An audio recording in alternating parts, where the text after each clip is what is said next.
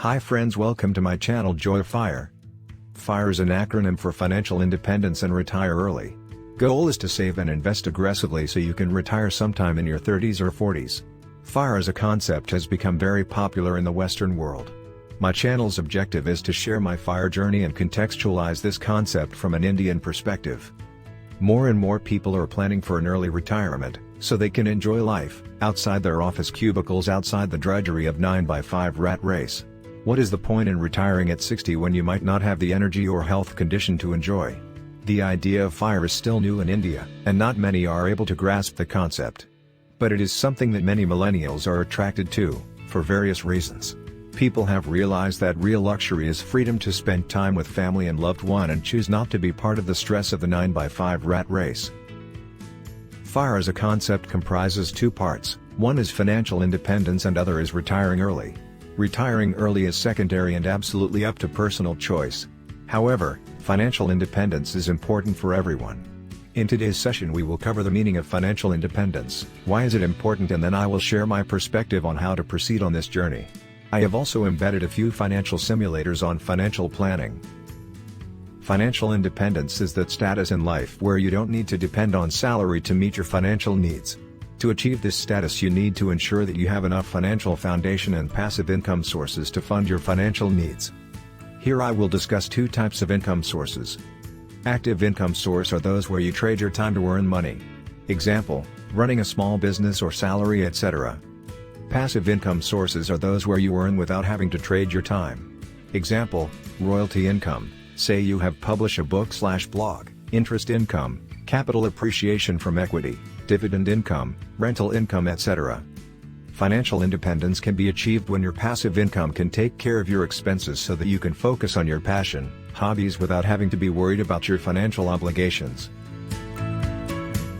Financial independence provides you freedom to define your own life. It is the freedom to chase your passion, your dreams. However, financial independence is not just about freedom. In the modern world, it is becoming essential. Earlier generation used to have lifelong job security with post-retirement benefits like lifelong pension. However, nowadays we are moving towards hire and fire philosophy. Either you perform or perish.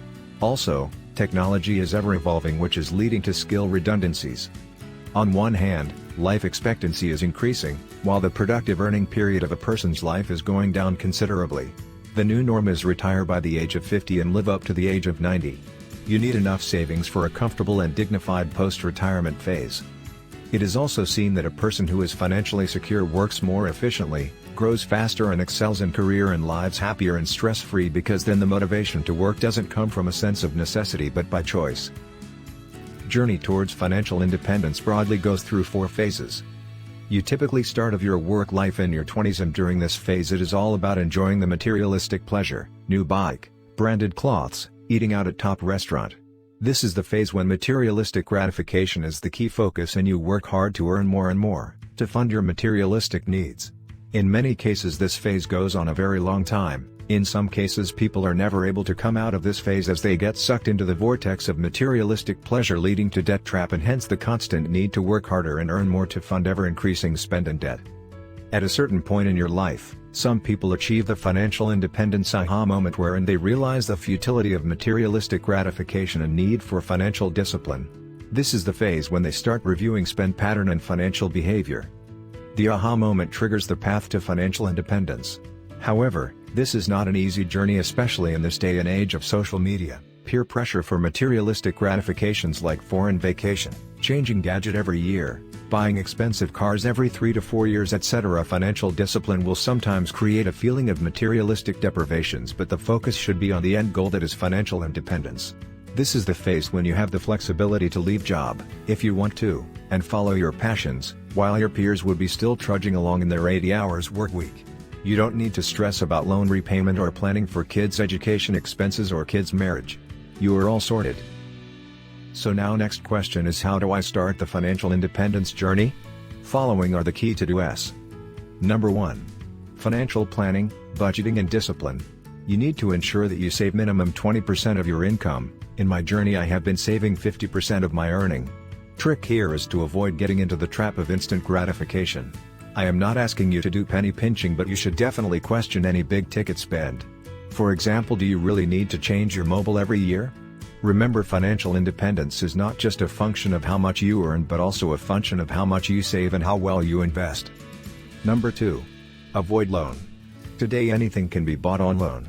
Point here is that do not buy things on loan if you cannot afford. Rather wait till you have the money in hand to buy it. A car devalues by 20 to 30% as soon as you take delivery of the car, whereas you continue to pay interest on the car loan. So effectively you are paying interest to buy a depreciating asset. Credit card loan is the biggest financial blunder that people make. Remember that 3.5% interest per month is equivalent to 42% annualized interest rate. Number 3. Invest wisely. Invest in assets that provides return which can beat inflation. In India the historical inflation has been approximately 6 to 8%. Fixed deposit, real estate investment do not give return beating inflation. So effectively these devalue over a period of time.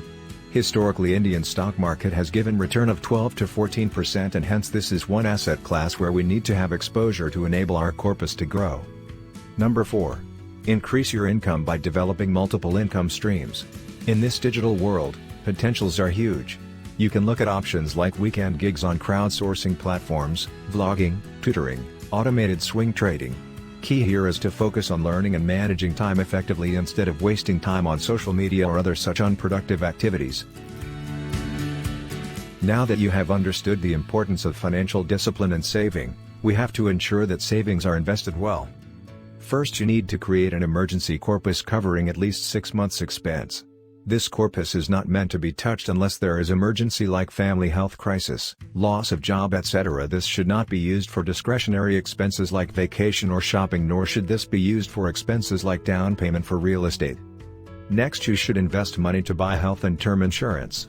Please note, corporate provided health and term insurance are often not sufficient in case of health disaster. Please remember how savings of many families were wiped out during the COVID crisis. Hence, insure comprehensive health insurance and term insurance. Thumb rule is to have term insurance covering 5 times your annual CTC and health insurance for you and family covering an amount equivalent to your CTC. Once the emergency corpus and you factor in yearly insurance premium, rest of the savings should go into equity-linked assets. If you don't understand share market, safest way is to invest in Nifty Index Fund through the strategy of systematic investment plan. Nifty Index Fund is an equity-linked mutual fund with asset allocation to the top 50 listed companies in India. This is a very low-cost mutual fund, typical expense ratio being 0.1 to 0.2%, with zero entry and exit load. Historically, index fund has given 12 to 14% annualized return.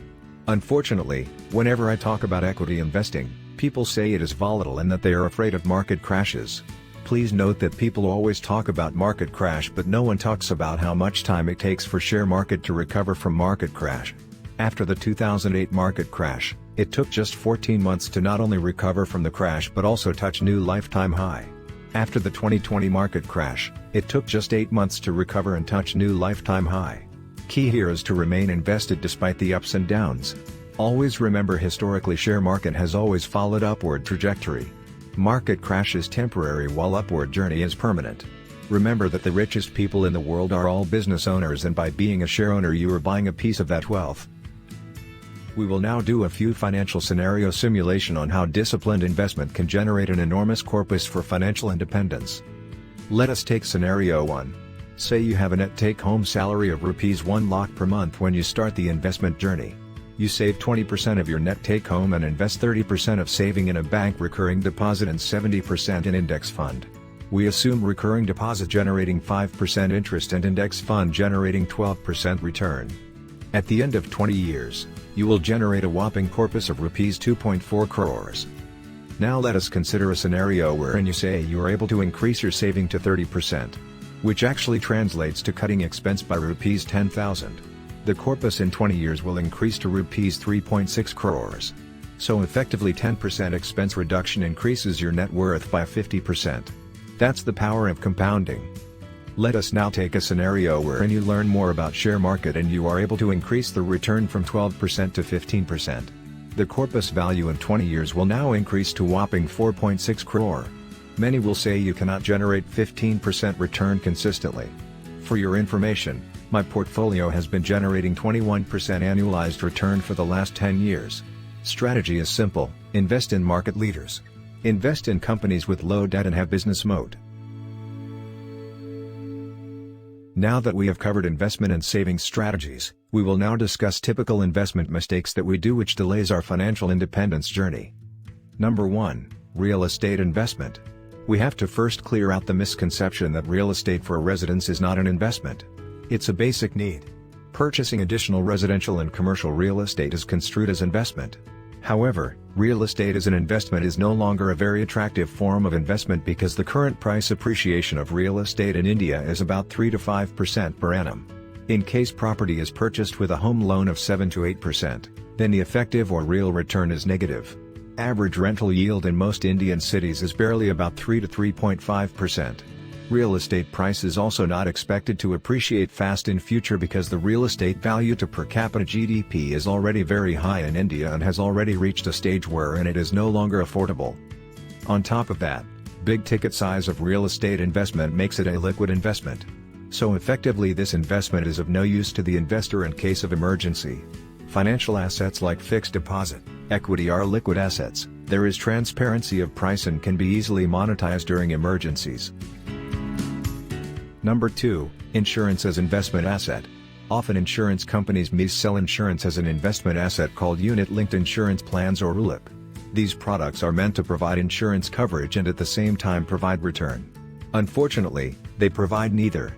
Return on ULIP is very low, often lower than fixed deposit, and insurance coverage as a function of premium is also low. On top of that, the exit load is very high, in case you decide to surrender the policy in between. You should always keep insurance and investment as separate instruments for best combination of risk coverage and return. Other common mistakes people make are leaving huge sum of money in savings account which hardly give any return. You should only keep your regular monthly expense amount in savings account and rest should get invested. Another common mistake people make is investing in share market based on hearsay without doing any due diligence and without doing appropriate portfolio diversification. I know of many of my friends who have lost money by investing in Vodafone Idea, JP Power, Reliance Communication, Cox and Kings etc. Why would you invest in these companies? Never invest in companies with high debt to equity ratio. Never invest in companies which don't generate free cash flow. The other bundle which many youngsters make is buying stuff on credit card loans. This is financial harakiri. Interest rate on credit card loan is 42%. When you start your financial independence journey, you need to have a target corpus in mind. The corpus should take care of the current expenses and future expenses for you and your spouse. Point to be noted that at an approximate 6 to 8% inflation, your expense will double every 10 years. You also need to plan for old age health expenses. You also need to prepare corpus for your kids' education, kids' marriage etc. Also remember that life expectancy is increasing and you need to accordingly be prepared for a corpus for a longer duration. A typical rule of thumb is to have a target corpus equivalent to 25 times your potential expense at the time of retirement. Say your current expense is Rs 50,000 per month and you are planning to retire after 10 years. At the current inflation rate, your potential expense after 10 years would be Rs 1 lakh per month. So the target corpus should be 25 times 12 lakhs, that is Rs 3 crores. Depending on your age bracket, you need to factor in reasonable corpus for kids' education, kids' marriage etc. This thumb rule prescribes that you withdraw 4% of the corpus every year for your expenses. I get quite a few questions on this thumb rule. How will you manage the impact of inflation if you are withdrawing fixed amount of 4% from the retirement corpus? What happens after 25 years? This thumb rule assumes that your retirement corpus remain invested in appreciating assets like equity-linked assets which generates approximately 12 to 15%. Assuming inflation at 7% and yearly withdrawal of 4%, your return on investment at 12 to 15% ensures that your corpus grows and offsets the impact of inflation and regular withdrawals. The above calculation assumes that you will have no earning post-early retirement. Please note, early retirement does not mean that you stop earning. It just means that you leave your job and focus on monetizing your passions, and you do this at your own leisure. For example, I do swing trading in stock market and I also take up some freelancing assignments. Although these are not as high paying as the job I was doing, but it is enough to take care of my regular expenses. You can also look at cutting your expense by moving out of metro cities to a tier 2 town.